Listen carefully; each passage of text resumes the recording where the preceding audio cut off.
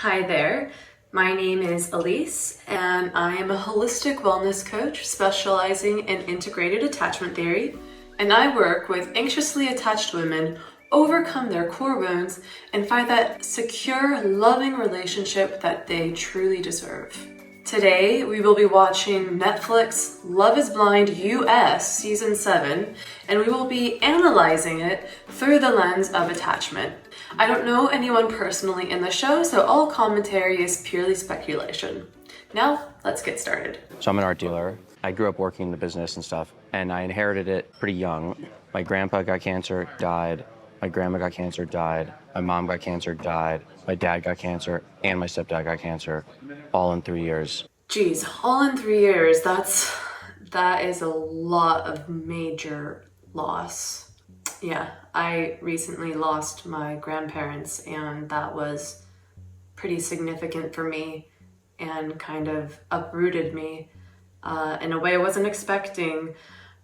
So to have your grandparents and your parents and, even more significant, closer people in your life and all within the same 3 years, that's really, really tragic. And that can do a number on somebody's psychology, on their attachment. It can change someone's attachment style, having that fear of loss and abandonment. Even if they didn't grow up with that fear of abandonment, going through all of that loss in a period of 3 years can trigger that inside of you. And I'm curious to see how that plays out with him and his attachment style and his behaviors. And I'm an only child. Wow. While it happened relatively young, some people, they get in an argument with their parents and they die in a car crash the next day. And me spending that last 8 months knowing there was an end, like my relationship with my mom, we were so close. I'm so fucking grateful for that. And I grew up financially very well off. I'm a rich fucking art dealer. I went to a country club, I went to private school, my college was paid for. I'm incredibly financially fortunate. It's scary because oftentimes a girl may want me because does she just want me because she knows I'm an art dealer and that I have money. God damn it, I did just notice you're wearing a Rolex. I want someone that appreciates that, and I want someone that is like that themselves. And I think I want a wife that's curious too. And I think that's one thing I love about Hannah is she's so curious. She wants to learn everything, and that to me is so fucking hot. Dude, look at these. I love that Netflix is playing this really, really fancy music in the background to go with his whole story and fancy this, fancy that. I can see myself explaining something about art to Hannah and be like, oh, no way. I'm starting to feel some connection. It's so cliche, but I'm starting to feel it for two different girls. That just makes it even more complicated. So my celebrity crush. So it used to be Beyonce. I think Scarlett Johansson's up there too. Scarlett Johansson, yeah. Henry Cavill, I feel like that would be mine because he's hot, but he's also he builds computers. I kind of look like him, the less buff version of him.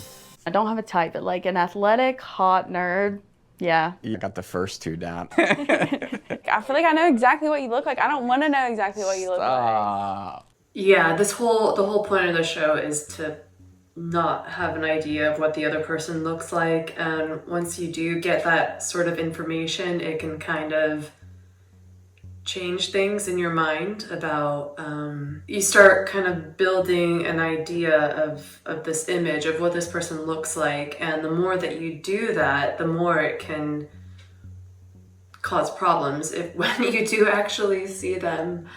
When you're reading a book and you build the idea of this character, of what this character looks like, and you go through the whole book and you have this image of this person in your head, and then when it turns into a movie, you see who they cast and you're like, no. Yeah, it can cause some problems. Tell me more about your parents. My mom, she's an angel and a gangster all at the same time. Everyone loves her. We also, everyone, in not a disrespectful way, calls her by her first name because it's just so great. My mom's first name, I think it gives away part of how I look, my ethnicity. Your ethnicity, the thought hadn't crossed my mind at all in any direction on that, so interesting. I have to admit, I've dated white girls. That's all I've ever dated. You are very, calculated about what you say, and While I love that about you, what's she hiding? And that's good feedback to get. I guess it's hard to hear that. It comes across as like really calculated. Now, it may not be fair, it's just how you talk. Like you're very slow and methodical, but then also like the subtle, I don't want him to know my ethnicity, and it's just like a carefully curated image that she's presenting. I don't know, and I don't think it is, I really don't. The reason that I wasn't gonna share my ethnicity was because it was an opportunity to like have someone not know how I look at all. Yeah, that's the whole point of this show, is to find someone based on their personality, their values, not what they look like. So the fact that she's not sharing her ethnicity is not a big deal. It's not like she's hiding something. That's part of the show. I'm just really interested to know if my emotional, intellectual, and like thought processes like is enough, and then everything else is extra. I'm excited to maybe, you know, get to know you more and show more of me. But I think I'll be really hurt if like this doesn't end up working out and I like gave away what I look like. I've dated attracted. One word that never popped in my head ever when describing a woman I want is safe. I've always been a protector, and now I'm feeling safe. All insecure attachment styles have one core wound in common, and that's feeling unsafe.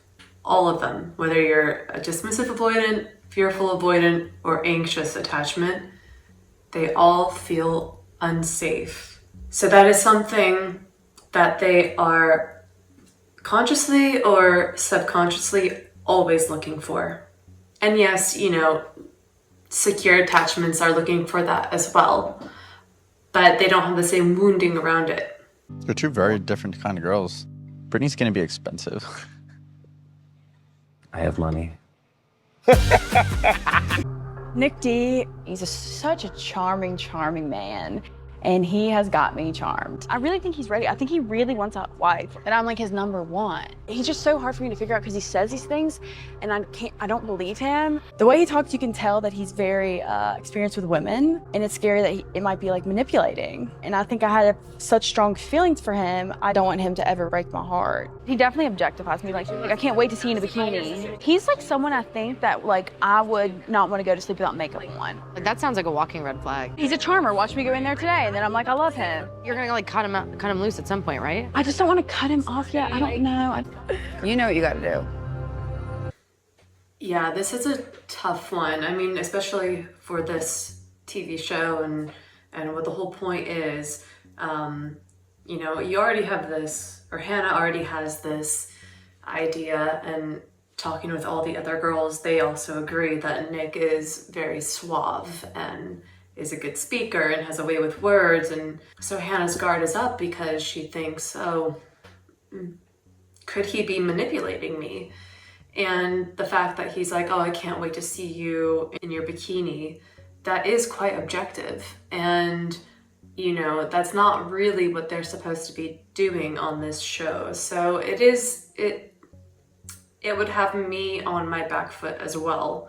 I really like that this group of girls, they're very supportive and they're helping her to air her thoughts and her feelings and giving like a really nice sounding board.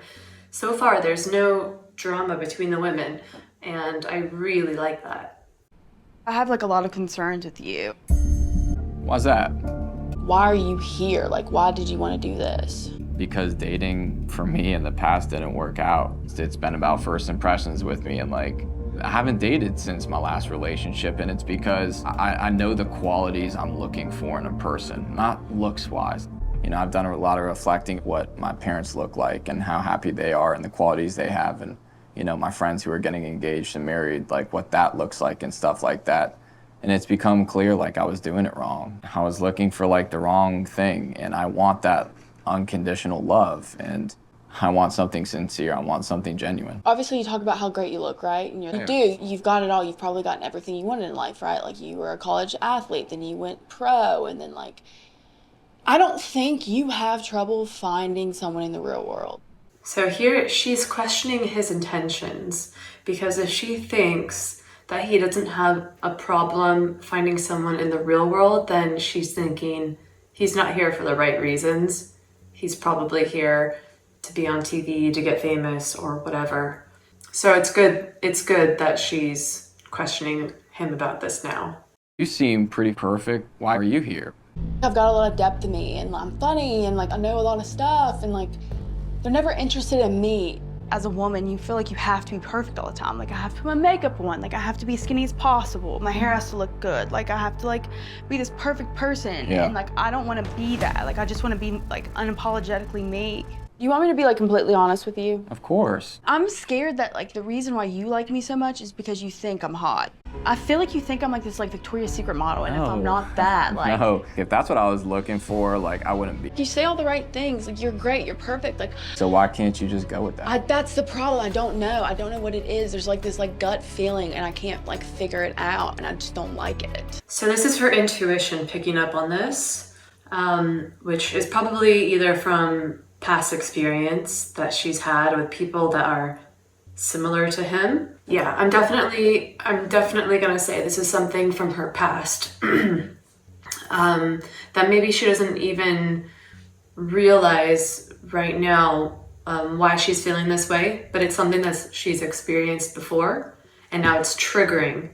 This experience with him is triggering those old experiences from her past, and she's very cautious about it, which is a good thing. That's why we have these fears come up. Emotions are always there to indicate, it's to tell you something, it's to inform you of something.